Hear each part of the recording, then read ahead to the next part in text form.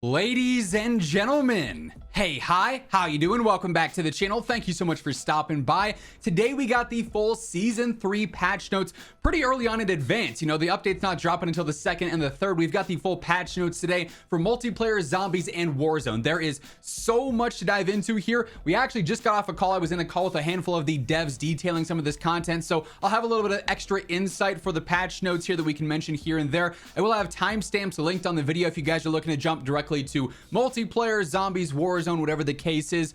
Let's go ahead, let's dive right in. Welcome to season 3. We of course got the story cinematic a few days back. Plenty going on across multiplayer, zombies, and Warzone. Diving right in initially, obviously a lot of this is going to be content recap before we get to the full-on patch notes. We've got a bunch of new multiplayer maps. Firing range is making a return. Barrage for 6v6, Nomad for 6v6 and 2v2. We also have new modes coming at launch. Sharpshooter, which we haven't had in COD in quite some time. Nice to have that as a party game back. There's also bonuses. Every time you end up getting a kill, you'll get better movement speed, faster reloads, better sprint recovery speed. So I'm definitely looking forward to jumping into that, trying that out, messing around there. Demolition is also returning as well, which is pretty exciting. Couple of new weapons. Obviously, we've seen a lot of these over the past few days. The Kilo 141 is back. The CR56 AMAX is back. The HDR is back. The Cali sticks are back. The nail gun is back. Later on in season, we'll also have a new SMG. Bunch of new attachments are coming as well. The monolithic suppressor returns. The Grau 556 is getting its conversion kit on the SWAT.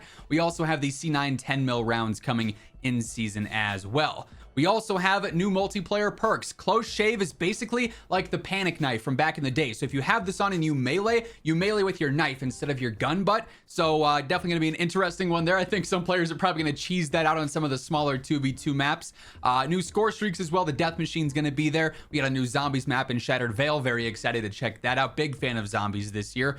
New Perca-Cola double tap is making its return. The machine here looks so cool, I won't lie. Then also new zombies wonder weapons. The ray gun Mark II plus 3 specific variants, and the Wonderwaff is back as well. Some new zombies enemies with the Elder Disciple toxic zombies, new gobblegums, couple of new features like the camo hub, just making it easier to track your camos, new operators with Rose, Hudson, Mace, and John Black Ops, greatest name of all time there it seems.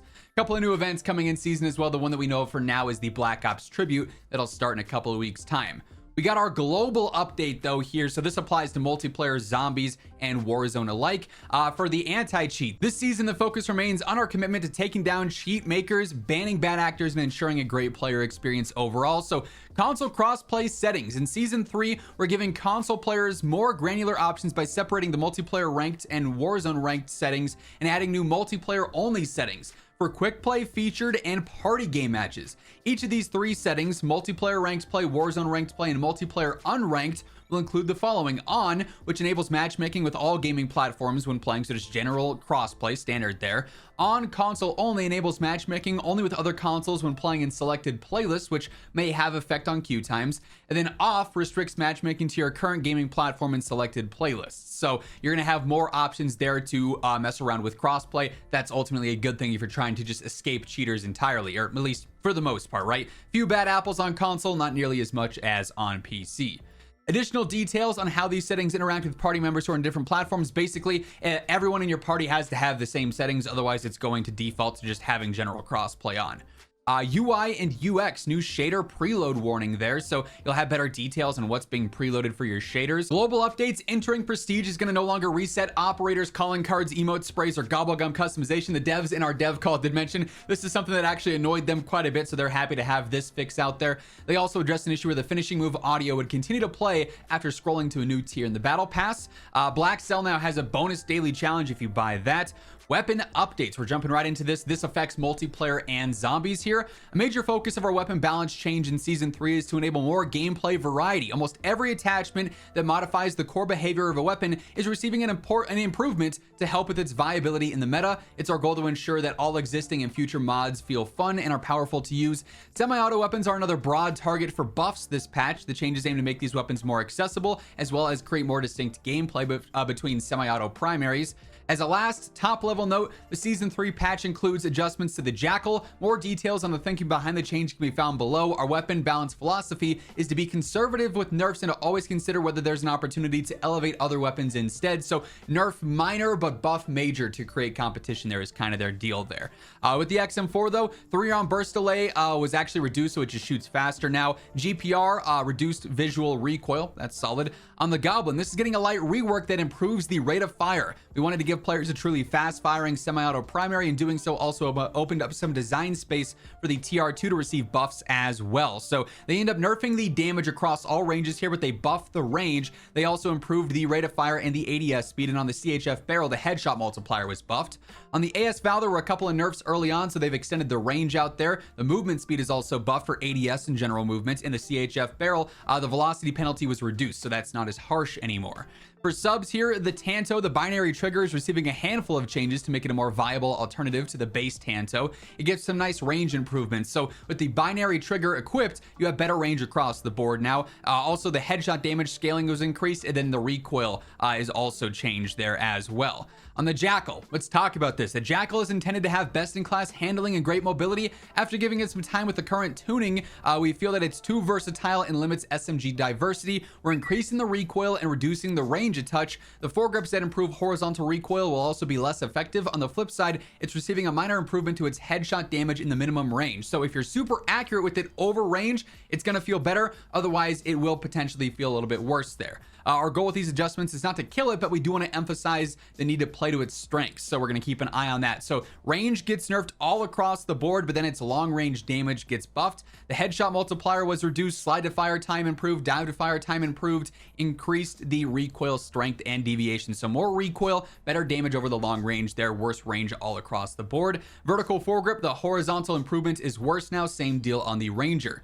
With the compact, they say we think the 3-round burst mod is in a good spot, but it has a little room for more upside. So now they reduce the view kick, strength and deviation, and the general gun kick, so it'll be a bit easier to use. They say for shotguns, all 3 shotguns have improvements to their alternate ammo types, Dragon's Breath and Slug rounds. Dragon's Breath has now slightly higher damage over time as well as longer range. Pellet damage is also being improved at various ranges. The goal is to make Dragon's Breath a longer range alternative that still retains a classic shotgun feel. Slugs are getting a significant buff with the goal of giving each shotgun a unique alternative playstyle. The Marine SP slugs have a massive range improvement, which paired with better headshot damage turned it into a high-risk, high-precision weapon, high-reward weapon there. The ASG slugs have much higher damage, converting it into a mid-range semi-auto slugger. Finally, the Maelstrom slugs have higher damage and ranges that make it akin to a slow-fire rifle. So, shotgun attachment adjustments, Dragon's Breath burn damage was increased on the Marine, better range, and then long-range damage and mid-range damage there. They also adjusted the slugs specifically with better range across the board. The headshot damage scaling was also increased there. On the ASG,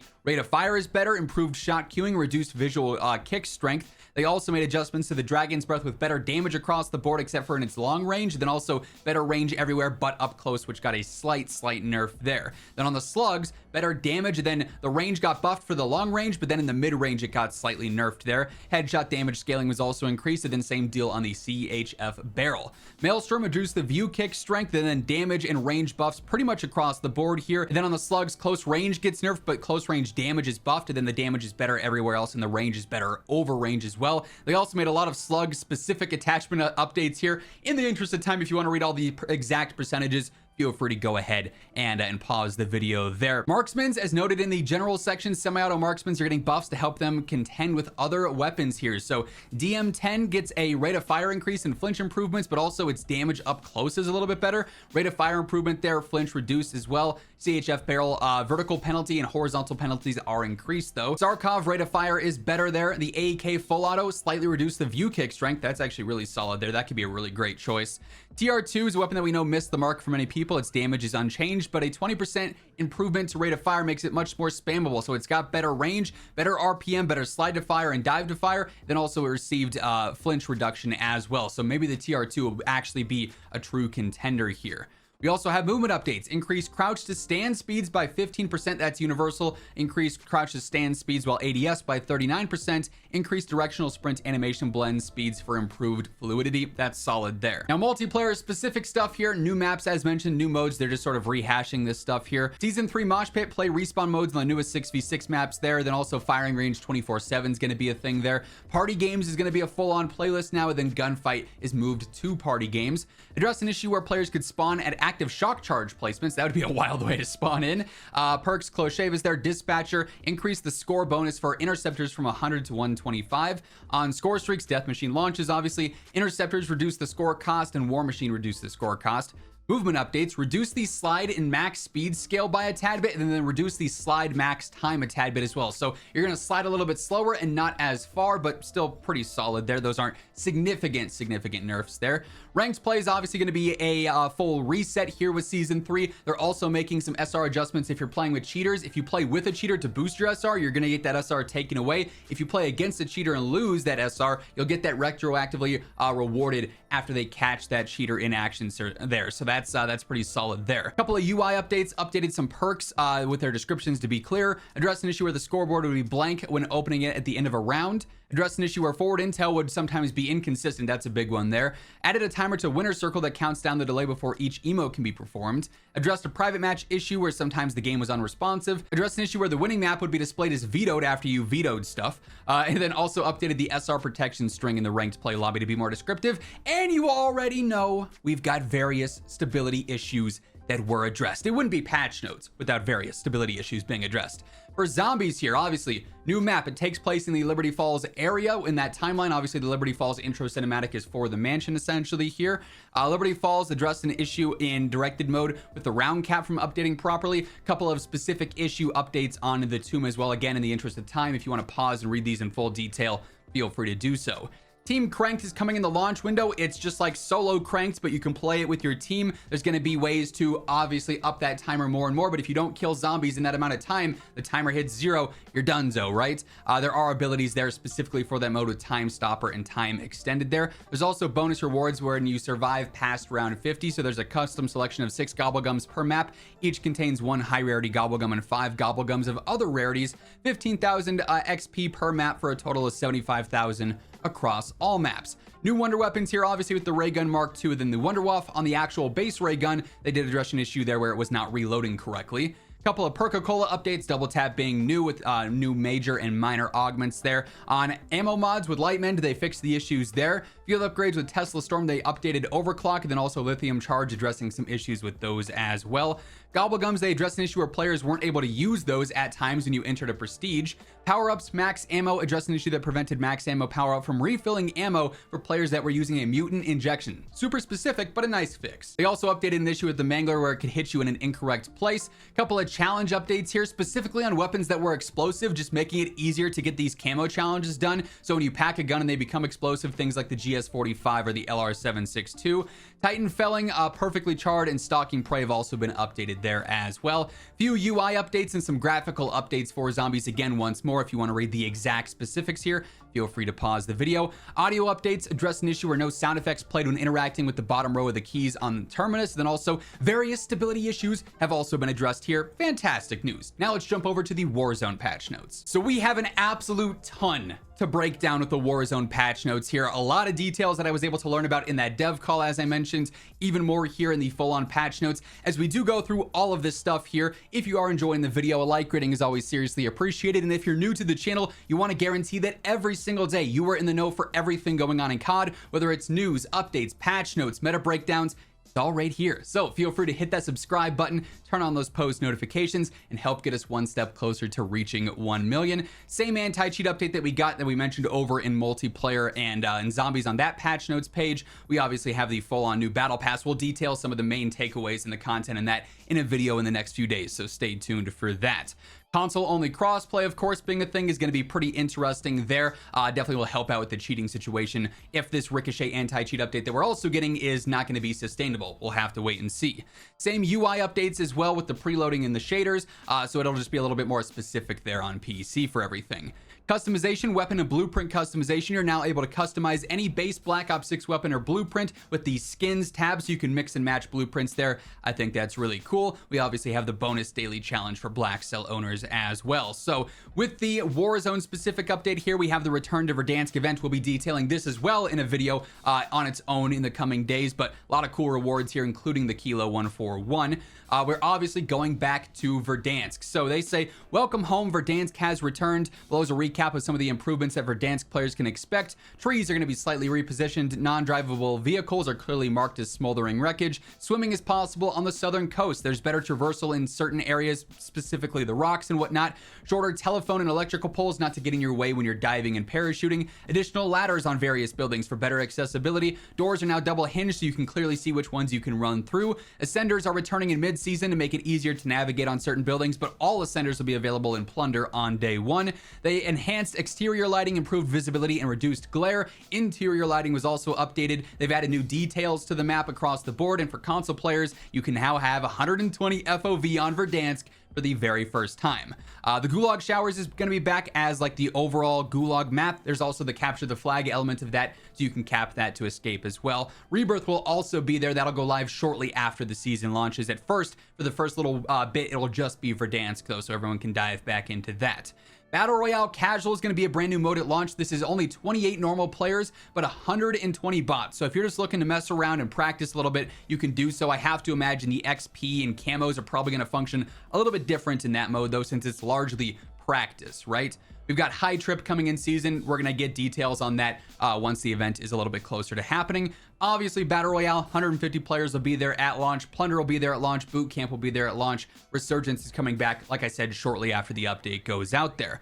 We have a playlist update. This will last for the first week, where it's Battle Royale, solos, duos, trios, and quads on Verdansk, Resurgence quads on Rebirth Island, Battle Royale casual quads on Verdansk, Plunder quads on Verdansk, Boot Camp quads on Verdansk. Beyond the 10th, we're going to have to wait and see what happens there. Ranked play also is going to be coming with the mid-season update, or the Season 3 Reloaded update there, and we'll see a full-on hard reset at that time. We'll get more details on Warzone Ranked when that ends up getting a little bit closer once we get that Reloaded blog. Classic features returning, 150 players, no surprise there. Free fall shooting is going to be back, so yes, you can shoot players out of the sky when you're diving in. That will not be a feature in Ranked, though the devs did tell us in that call. You can revive in a 360-degree rotation, so you can always twist around and see what's coming there. In-game circle pacing, the gas circle pacing is faithful to its original timings of the gas closing in back in Warzone 1, so the gas is going to function just like it did back in original Warzone there. Map assets, many models and textures found across Verdansk now feature classic aesthetics, including but not limited to armor plates, satchels, buy station, and contracts. We'll talk more about classic stuff returning here, I assume, as we go throughout the patch notes. Ascenders on Verdansk, like I said, going to be happening a little bit at start, but then mostly as the season goes on there. Gulag loadouts within the Gulag have been reworked to improve variety and balancing. These will also change as time progresses there. So they list a few. It's going to be things like the Strider, the 9mm pistol, the GS45, the C9, the Val, depending on which circle you're going into the Gulag at. You now do spawn in with the 9mm PM instead of the GS45. Late game redeployments will now spawn players closer to the ground, so you can get back to the action a little bit quicker there. Player respawn angles are also approximately 30 degrees downward instead of directly at the horizon, so you can see easier. Unsuppressed red dot distance. The distance at which unsuppressed weapons display a red dot has been reduced in Resurgence to better align with the map size, so it's 112 meters down from 250, so you're not going to see red dots all the way across the entire map necessarily on Rebirth anymore. Obviously, classic floating loot is going to be returning. It's going to be spaced out nicely. Very excited for that. This also comes with a ground loot refresh as well. Common to epic weapons now sport a selection of random attachments. You can inspect and see exactly what those attachments are now going forward, which is really cool. This change aims to maintain the excitement of random loot while persevering the reliability of weapon performance here. High value loot zones will be a thing, so when you spawn in, you'll be able to see, hey, the dam is a high value loot zone. If you go there, it might be a little bit more hot, but the loot's going to be better, which is pretty cool there. There's going to be basic supply boxes, legendary supply boxes, reusable supply boxes, all have the classic audio. I assume they're going to mention that here in just a bit. Duffel bags, med cabinets, weapon lockers, these sources of loot have been removed. They're not going to be there on Verdansk. Second chance mechanics, the following have been removed. There are on Verdansk are going to be no gulag tokens, no flares, no redeployed tokens. The only available methods to return after death are gulag, buy station buybacks, or jailbreaks. Self-revives can only be acquired via the following resources: legendary supply boxes, scav contracts, buy stations, or during the fire sale. They want to value life more with the return to Verdansk, just like back in OG Warzone. I like that a lot. Death tax. Cash dropped upon death has been adjusted to assist players returning from the gulag, providing them with larger portions of their previous cash for mid to late game recovery there. So 50% of the cash balance will be on the ground, 50% will be on you, up from 20. Previously, 50% of the cash dropped on the ground, with players only keeping 20 and 30 being entirely removed from the economy. So it'll be easier to, you know, save your money if you get taken out, basically. Loot angles have been adjusted, so it's going to be easier to not pick up the wrong item. You're going to be picking up what you intend to pick up, which is good. Rarity outlines are also going to be there. Loot card positioning. Loot cards are now centered over items to improve readability, particularly when combined with floating loot, so you can quickly see what it is you're picking up with a card that pops up. Buy stations are going back to that classic design here. Very cool features here. You are going to have the ability to just quickly scroll. It's going to be, you know, top down. If you're at the very top, if you go up, it'll go all the way down to the bottom, bottom down to the top, or you can go vertically as you want as well, with all the icons there very obviously. They're also adding in the redeploy all button, which they did mention in the dev call. By default, if you don't have enough to buy back everyone, you can hit redeploy all, and it's going to buy back the player with the most cash possible, so you get a better chance of bringing back as many possible players. I think that's a really cool quality of life update there. And if you don't have enough money for everyone, it'll buy back as many players as you can with the currency and the funds that you've got. Item icons are going to be a bit easier to show. Item count. Players can easily see how many of an item they already own while in the buy station before making a decision. Then there's category subheaders with like kill streak or field upgrade there. New adjustments. Buy stations will spawn at the exact same 30 static locations on every match. Inventory pricing. We've updated the pricing of various items in the buy stations. So loadouts in solos are going to be 6 grand. Then in duos, trios, and quads, they're going to be 10 grand. So just like back in Warzone 1, the other prices are going to be more standard there. Squad mate redeploys, though, are 4 grand. There's also a new interact angle with the buy station to make it easier to get in and out of that. Movement updates. This is a big one here. So Warzone's getting specific Omni movement tweaks here. The introduction of BO6 Omni movement revolutionized gameplay to become a foundation of Warzone. We're just looking to tweak that. Season 3 focuses on fine-tuning this. So movement speed. Crouch movement speed reduced by 10%. Crouch to stand speed, though, was increased. Crouch to stand speed while ADS increased, so you can kind of bob up and down a little bit faster.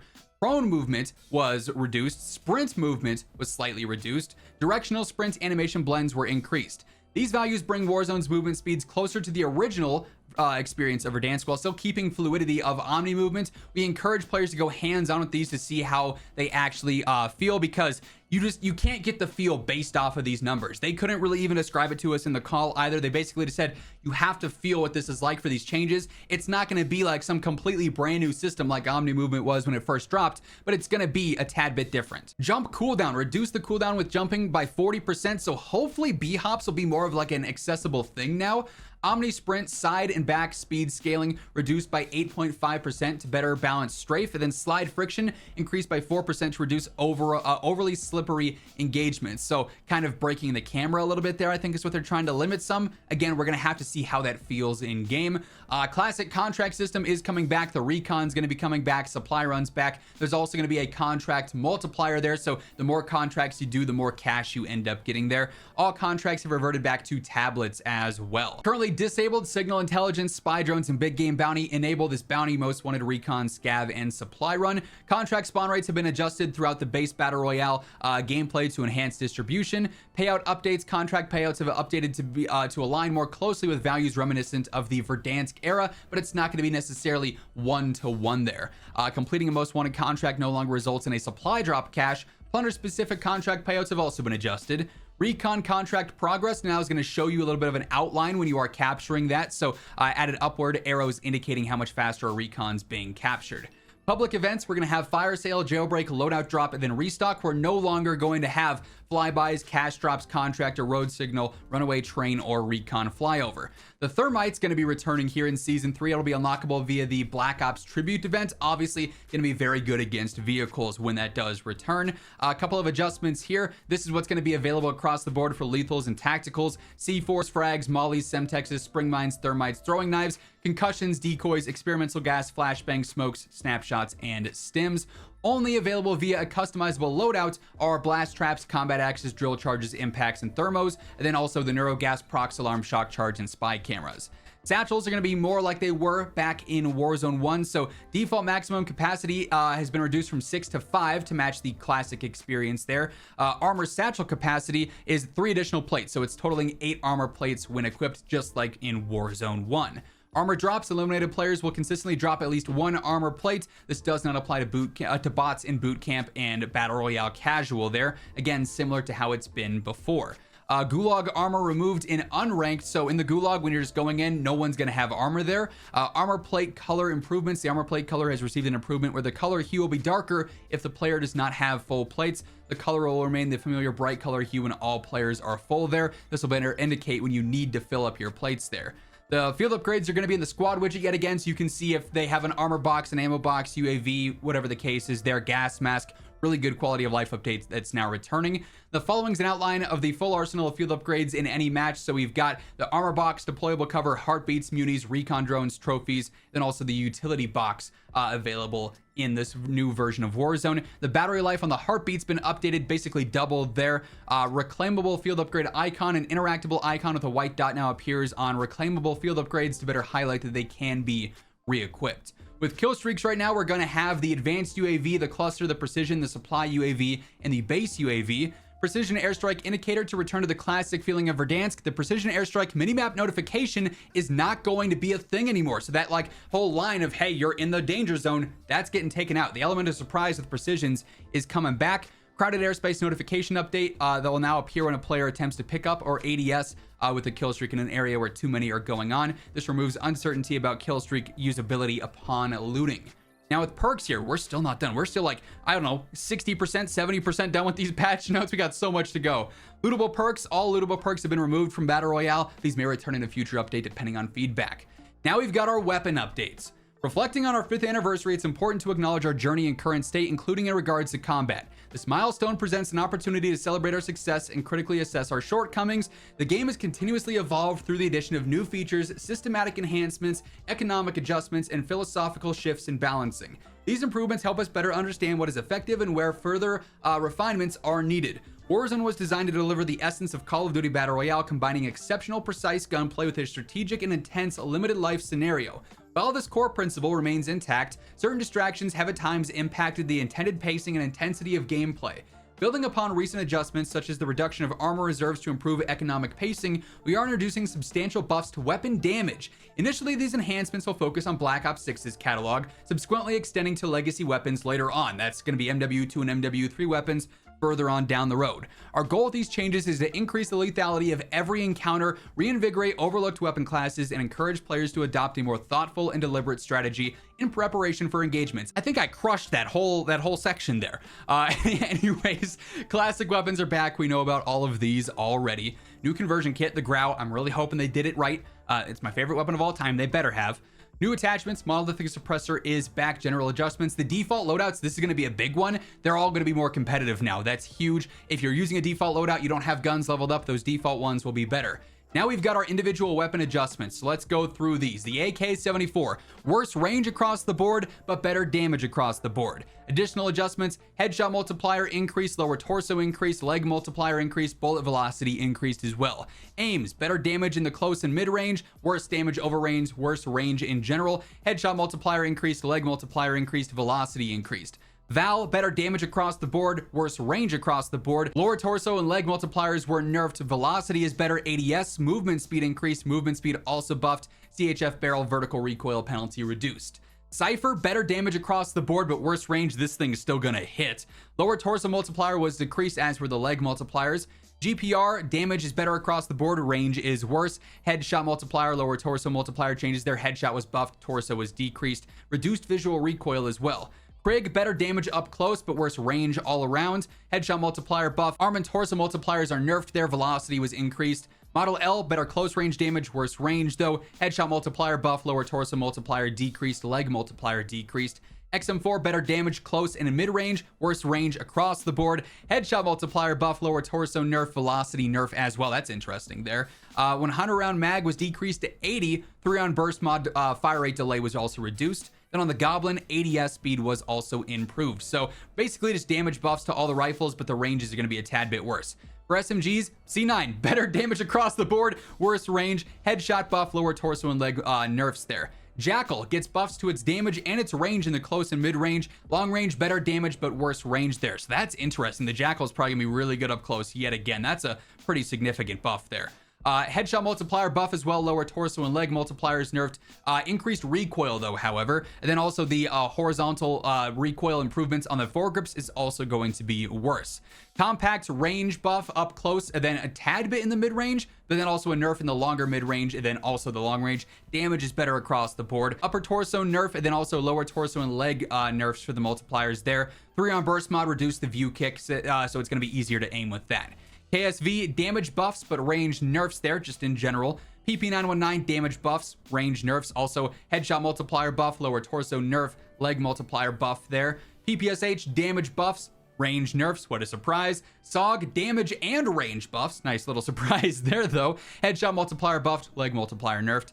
Tanto, damage buffs, range nerfs. Again, headshot and multiplier buff, lower torso buff, arm multiplier nerf though. Binary trigger headshot damage control has also been adjusted there. Again, staying on that same trend, things are going to melt in this season, it seems. For the shotguns here, ASG gets better range than reduced view kick strength. Maelstrom, better range, reduced view kick strength. Slugs are also going to have less screen shake as well. The recoil on the CHF barrel is also going to be not as bad. Marine, better range across the board, some better damage buffs as well there. For LMGs on the Fang, range and damage buffs, headshot multiplier buff, leg multiplier buff, velocity buff. The Fang could be a sleeper contender, honestly. GPMG, damage buff, range nerf here, headshot multiplier buff, lower torso and leg multiplier nerf, velocity buff though. PU21, damage buffs, but then also some range nerfs, although a few range buffs as well up close and in the first medium range there. Headshot multiplier nerfed, upper torso multiplier buffed, lower torso and leg multipliers buffed, velocity buffed. XMG, damage buff up close, but damage nerf over range. Range nerfed up close, but range buffed over long range. So just the inverse is there. Headshot multiplier buff, lower torso and leg multiplier buffed, velocity buffed. Marksman rifles on the AEK, damage buffs across the board, headshot multiplier buff, full auto attachment, max damage is buffed. That's fantastic. Maximum damage range was slightly nerfed. Minimum damage was actually nerfed a little bit as well. Headshot multiplier was buffed. Lower torso and leg multipliers buffed. Slightly reduced the view kick. I still think that's going to be a really good option, especially for solos. DM10, better damage up close, worse damage over range, but better range across the board. Arm multiplier buffed, leg multiplier buffed, less flinch as well. CHF barrel has better recoil. SWAT 556, damage and range buffs, headshot buff, then also lower torso buff. TR2 range nerfs, but damage buffs. Now uses AR and LMG ammo. That's fantastic. Headshot buff, then also upper arm and torso multiplier buffs there. Flinch is also better. Sarkov, damage buff up close, but nerfed over range. Range is better. Lower torso multiplier nerfed, leg multipliers buffed. Car 98K, lower torso and arm multipliers were actually buffed, and then leg multipliers are buffed. So the Car 98K is going to be a little bit more forgiving. Now for pistols here, damage nerfed on the 9mm PM, but range buffed. Headshot multiplier buff, arm, upper torso and arm multipliers buffed. Lower torso and leg multipliers buffed. Grakova gets damage and range buffs across the board. GS45 damage was nerfed. That thing already sucks. That thing's going to be totally useless at this point with that fire rate. Then the Strider damage was nerfed as well. That's a bit of a bummer. The range is buffed though. Headshot multiplier buffed. Torso and arm multipliers buffed. For launchers, what are we going to get here? The Sigma has better damage and better range, if you want to call it that. The HE1 has better damage, so these things can go crazy with their damage. 250 is going to be pretty wild. Joker gets better range. That I don't know what range means. It's just the blast radius, really. Pila gets better range buffs and a damage buff. RPG, slight range buffs, a little bit of a range nerf for the outer explosion, then an outer explosion damage buff and middle explosion damage buff. Strela, range buffs. Then for the specials here, the Siren gets damage buffs up close and range buffs. That's going to be really good for it. Lower torso and leg multipliers nerfed, however. So a lot of cool weapon updates here. Vehicles now. Classic, we're getting our classic vehicles back, of course. The heli, the cargo truck, the Polaris, the LTV, and the ATV will be our available vehicles. They are going to drive like they did before, however, as well, which is interesting. They're going to be redoing the mechanics here with the vehicles, which I'm very excited about. The chart below serves as a high-level view of equipment lethality against vehicles. With greater vehicle responsiveness comes the need for more powerful and more memorable moment-inducing equipment encounters. So launchers, grenades, traps, C4, thermites, jokers are all going to do various different damages to whatever vehicle you're using. Like the thermite takes 10 ticks on an ATV, but 17 on a cargo truck. A C4 takes 1 hit on an ATV, but 2 on a cargo truck. You will be able to chuck a C4 at a heli though, and it's going to do some damage. That's really cool. You can also ping near vehicles. It's not going to snap directly to the vehicle anymore. I like that a lot. UI updates, so we're getting our classic victory screen, the classic TAC map as well, the ping visuals, the score feed colors, all reverting back. Now appear yellow for that classic look. I love that. New UI here, like I said earlier, you can inspect weapons and see all the attachments that are equipped. That's really cool. The kill cam will tell you if you are live pinged, if you're on a recon drone, if you're on a UAV now, so you get more details there. That'll make sure you're not like super sus for why a kill cam happened. You'll have more information there to make that decision. You can favorite a custom loadout now. It'll default right to that right away, which makes life a little bit easier there. Death skull icon has increased to make it easier to find where your death was. Navigation pings have been updated to provide clearer, more intuitive iconography. Player icons, minimap and TAC map player icons have been enhanced to visually differentiate between talking, firing, staying quiet, and having ghost on or off. Leaving a match confirmation is now going to be there, and then also ping distance text on a map you can actually customize, which is pretty cool. Ping duration setting, a new option there as well. TAC map centering options, there's a new setting, map assist, that provides a few different options for how you want to go over your map. Auto zoom and center, you can auto center, you can zoom and center once, you can just center once, or you could have it on off, where upon opening the map, it'll be showing the last location was closed. So you can open and close from the same spot, or you can always be centered there. That's just a nice little customization option that's gonna be really convenient.